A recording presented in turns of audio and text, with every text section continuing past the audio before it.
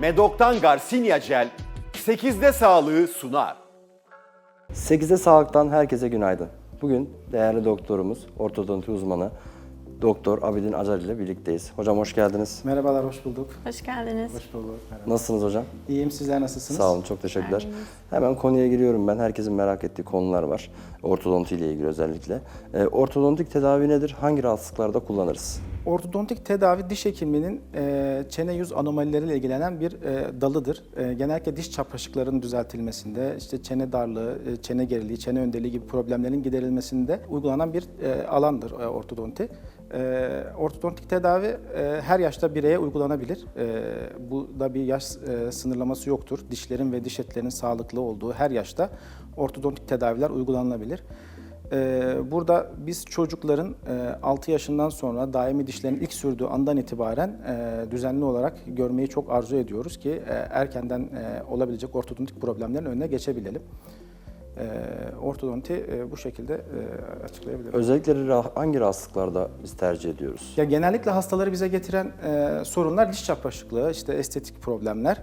Ama bunların yanında çene problemleri bize çok fazla geliyor. İşte alt çenem önde, üst çenem önde, alt çenem geride işte gibi problemler. Bu tür problemlerde tercih ediyoruz. Bunların ortodontik tedavilerle düzeltebiliyoruz.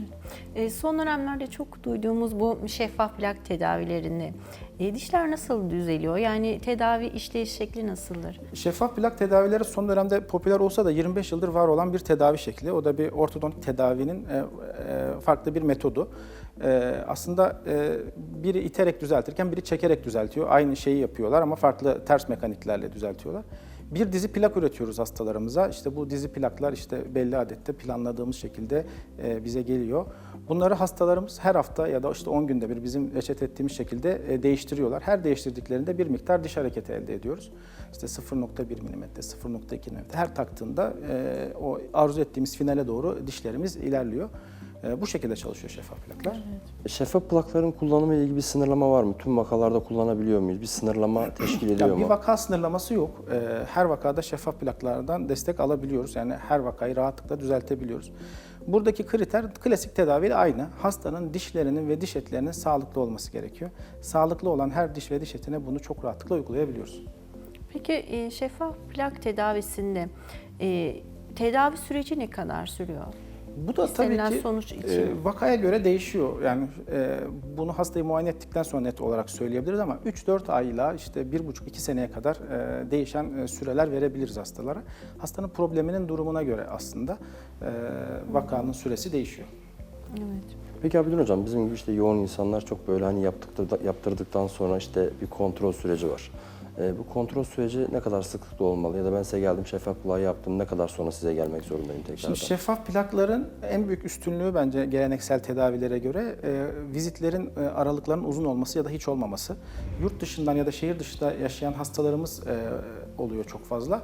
Onları işte ilk kayıtlarını aldıktan sonra, tedavi planlamasını yaptıktan sonra en erken 3 ila 4 hafta sonra çağırıyoruz plaklarını vermek için. Ondan sonraki takibini uygulamalarımız üzerinden yapabiliyoruz. Çok güzel gelişmiş teknolojik uygulamalar var. Buradan hastalarımız bize fotoğraflarını işte bir ekartör yardımıyla plaklı plaksız atıyorlar. Biz uzaktan kontrollerini yapabiliyoruz. Bu anlamda hasta eğer randevulara gelmekte sorun yaşıyorsa tedavi bitimine kadar görmeden bile, yani uzaktan görerek bile muayenelerini yapabiliyoruz.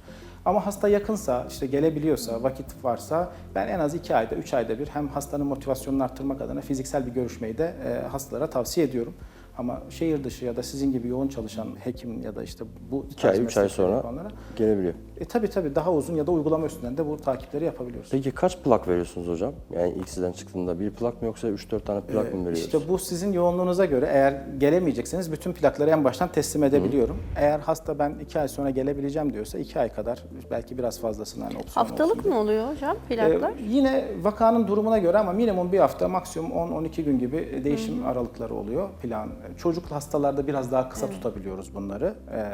Onlarda süt dişleri olduğu için biraz daha hızlı hareket yaşayabiliyoruz. O yüzden biraz daha 5-6 güne indirebiliyoruz. Hocam sizin yanınızdan ayrıldık, plaklarımızı aldık, eve geçtik. Bununla ilgili bir ev ödevi var mı? Ne kadar sıklıkla takılmalı, ne sürede çıkartabiliriz ya da bunun temizliğiyle ilgili Biraz da açıklarsanız. Tabii ki plaklarımızı günde ortalama 22 saat takmak gerekiyor. 22 saatin altında çok istemiyoruz takılmasını. Eğer öyle bir şey olursa, hani takamadık, hasta olduk, bir şey oldu, bir gün, 2 gün fazla taktırıyorum ben genellikle hastalarıma. 22 saat takıyoruz, haftada bir değiştiriyoruz üzerinden gidecek olursak 22 saat haftada bir gibi düşüneceğiz. Temizlik konusunda da bunların çok güzel temizleme tabletleri var. İşte bir su dolu bir kabın içerisine efervescent tablet gibi koyduğumuzda pırıl pırıl çıkıyor. Mekanik olarak eski diş fırçamızla bakımını, temizliğini yapabiliyoruz. Haftada bir değiştiriyoruz. Sonrakine rahatlıkla geçebiliyoruz. Böyle ilerliyor. Peki şeffaf plak tedavisinde bir yaş aralığı var mıdır ya da uygun olmayan hasta kriterleri var mıdır? Ya herkese uygulanabilir bir tedavi şekli midir? Başta da biraz bahsetmiştim aslında. Diş ve diş etleri sağlıklı olan her hastaya bu tedaviler yapılabilir. Biz hastayı, özellikle çocuk hastaları 6 yaşında artık daimi dişleri gelmeye başlıyor. O yaşlarda görmeyi çok istiyoruz. Daimi dişler gelmeye başladıktan sonra rutin 6 ayda bir kontrol yapmamız gerekiyor. Çünkü halk arasında süt dişidir, işte kaybetsek de bir şey olmaz, işte yerine yenisi gelecek diye hani bilinen bir kanı var ama bu yanlış. Erken süt dişi kayıplarında vaktinden önce değişim olduğunda gelecek olan dişlerin yeri kapanabiliyor, gömük kalabiliyor dişler, çene darlıkları meydana gelebiliyor. Erken yaşta çocuklarımızı yakaladığımızda, bu problemleri gördüğümüzde çok kısa, koruyucu, önleyici tedavilerle bunları çözebiliyoruz. Bu anlamda 6 yaşından sonra ve diş etlerinin sağlıklı olduğu her yaşta bu tedavileri yapabiliriz. Özellikle uzun süre diş çekimi yaptırmış, dişsiz kalmış hastalarımız oluyor. Protez yaptıracaklar ama yeterli implant boşluğu yok, yeterli protez aralığı yok. Bu gibi hastalarda çok fazla kullanıyoruz şeffaf plakları. Çünkü yetişkin hasta bu saatten sonra tel takmak istemiyor. Benim dişlerim zaten yamuk değildi, ben niye tel takacağım? Ama protez de yaptıramıyor, implant da yaptıramıyor. Biz oralarda yeterli boşlukları açıyoruz ya da gerekli boşlukları kapatıyoruz. Bu anlamda da şeffaf plaklar işimizi çok kolaylaştırıyor. Protez uzmanları da bu tedaviyi çok seviyor, o yüzden hani onlara çok yardımcı oluyoruz. Peki tedavi bittikten sonra hasta istenilen görünüme kavuştu, mutlu da oldu. İlerleyen süreç içerisinde bozulma riski var mıdır? Ortodontik tedavilerde koruma yapılmasa her zaman bu risk mevcut. Bu klasik tedavide de aynı, şeffaf plak tedavisi de aynı. Tedaviden sonra bir müddet koruma plaklarıyla devam ediyoruz. Gece yatarken hastalarımız 1-2 sene en az bunları kullanıyor. Bunları kullanmadığımızda kısa sürede ufak tefek dönüşler yaşayabiliyoruz. Eski haline asla dönmez ama çok minor hareketler beklenir. Muhakkak bir koruma tedavi sonrasında istiyoruz hastanın. Günlük rutini dışında sadece akşamları Gece takabileceği yatarken, gece plağı gibi hastalar bunları kullanıyor. Evet. Peki hocam, benim de 2 tane kızım var. Biz ilaç içirmekte bile zorlanıyoruz onlara. 6 yaşından büyük.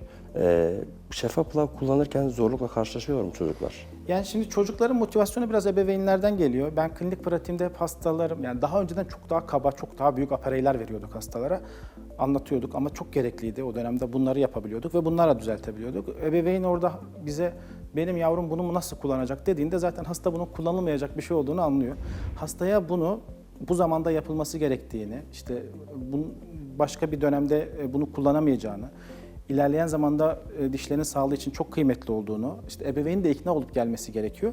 Orada çocuğa bir es verdiğinde, evet ben demek ki babam böyle söylüyor, kullanmayabilirim, bu zor bir şeymiş dediğinde hasta bunu bir kere kullanmıyor çocuk. Ama artık bunlar çok eğlenceli. İşte stickerlarla biz bunları renklendiriyoruz. İşte hastalara böyle küçük oyunlar katıyoruz içine. Çok da popüler. İşte arkadaşından görüp sadece ihtiyacı olmayan çocuklar bile artık bunları istiyor açıkçası. Yani tabii ihtiyacı olmayanı yapmıyoruz ama bu biraz böyle popüler bir şey oldu. Çocuklara bu şekilde biraz kolay. Erişkinlerle aynı mı uygulanması çocuklarda da? Çocuklarda tabii biraz farklı. Karma dişlenmeden bahsediyorsak 6-12 yaş dönemi çocuklarda işte onlarda genellikle çene darlığını düzeltmekte kullanıyoruz. İşte alt çene gerideyse onu öne almaya çalışıyoruz. İşte bir diş kaybetmişsek o dişin boşluğunu açmaya çalışıyoruz. Aynı ama 2 fazlı bir tedavi gibi. Önce durdur, önle, problemlerin olmasını engelle. Büyüdüğünde ihtiyacı olursa 12 yaşından sonra tekrardan kalıcı dişleriyle düzelt gibi yapıyoruz. Yetişkinde zaten kalıcı dişlerin hepsi ağızda olduğu için tek seferde yol alabiliyoruz. Hocam peki benim gibi yemeği çok seven biri plaklarla her şeyi tüketebilir miyim? Tabii ki tüketemez.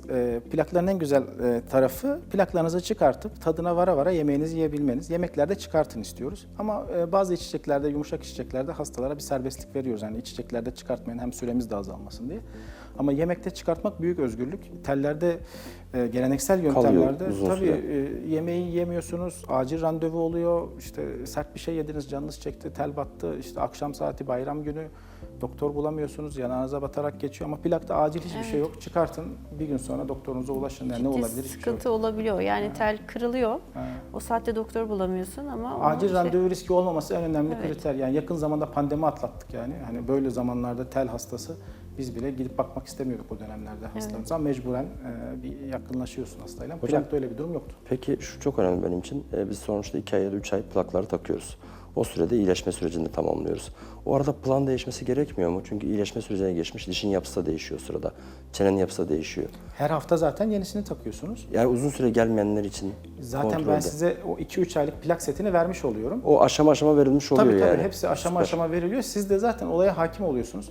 Biz size dijital planlarımızı da paylaşıyoruz. Dijital muayenenizi yapıyoruz belki online olarak ama size hafta hafta olan değişimi simülasyon olarak da paylaşıyoruz. Siz de zaten kendiniz olan değişiklikleri plaklardan, simülasyondan görebiliyorsunuz. İyileşme plakla devam ediyor o zaman. Herhalde ben de aslında onu merak ediyorum. Nuri Hocam'ın dediği galiba şu. Şimdi çarpışık dişler plakla beraber zaman içerisinde hani şekli değişiyor ya. Verdiğiniz stoklu plaklar uyum sağlayabiliyor mu? Plakların da şekli dişlerin şekli. O da şeklini dişlere plakların göre şeklini mi? alıyor. Ona göre hayır siz Aynen öyle. yani Plaklar- dijital ortamda haftalık ayarlanıyor Aynen düzenli 50 şey. tane ise 50 Tamam. tane en baştan hepsini dişinizin nihai şekline göre planlıyoruz. 50. plak final plaksa eğer dişiniz finalde onun şeklini alıyor gibi düşünün. Ha, uyum sağlıyor Evet, o zaman kesinlikle. bir sonraki plak. Tamam. Düzenli kullanmışsınız. Evet.